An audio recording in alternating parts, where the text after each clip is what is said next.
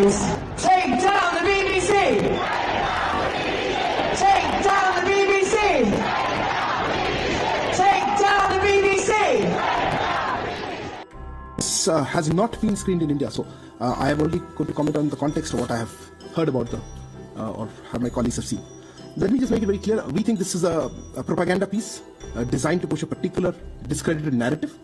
The bias, the lack of objectivity, and frankly a continuing colonial mindset is blatantly visible. If anything, this film or documentary is a reflection on the agency and individuals that are peddling this narrative again.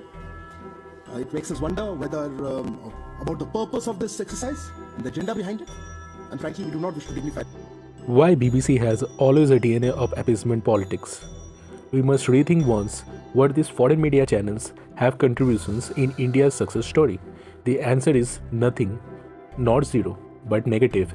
They always try to portray false narratives through propaganda and biased Insta stories.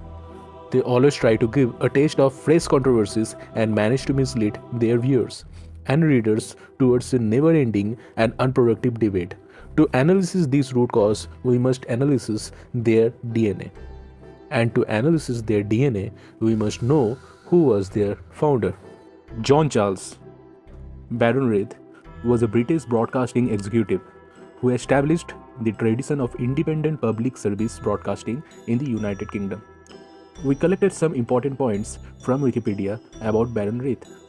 In 1975, some articles published from Charles' personal diary, and it was surprised to see his views were pro-fascist, and the statements were pro-Nazi and pro-Hitler. Fact number 1. His statements for hailing fascist leaders and dictators. During the German occupation, between 294,000 and 320,000 citizens were murdered, with Jews making up the majority of the casualties. On 9 March 1933, he wrote, "I am pretty certain that the Nazis will clean things up and put Germany on the way to being a real power in Europe again. They are being ruthless and most determined." He wrote further, "I really admire the way Hitler has cleaned up what looked like an incipient revolt. I really admire the drastic actions taken, which were obviously badly needed."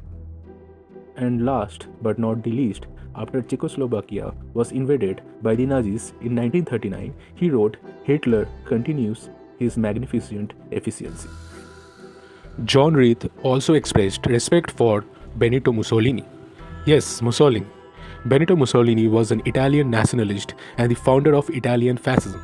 He ruled Italy from 1922 to 1925 as prime minister. He was the fascist dictator.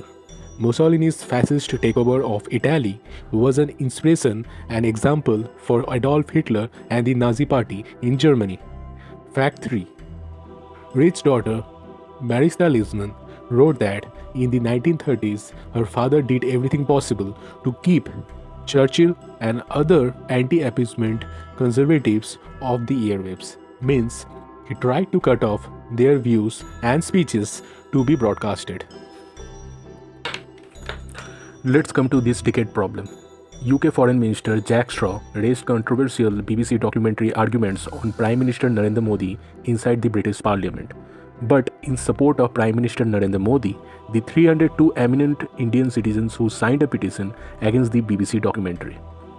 Among one of them, former ambassador Mr. Ashok Sajjanhar, terms former UK Foreign Minister Jack Straw's involvement as a bid to woo Muslims in his constituency.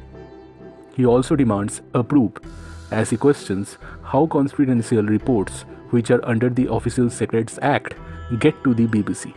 Sajjanhar also termed the BBC document propaganda, as it ignored the Godhra incident, where 59 people returning from Ayodhya were burnt alive by radical Islamist mob.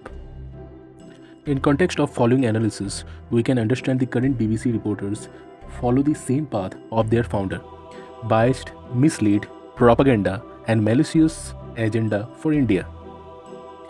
Whatever we can expect from them, they ruled in India more than 200 years with their successive divisive agendas. Post-independence, they did the same by making partition of Bharat on basis of religions. And we must keep in this mind, BBC, the British Broadcasting Corporation, is the national broadcaster of the United Kingdom.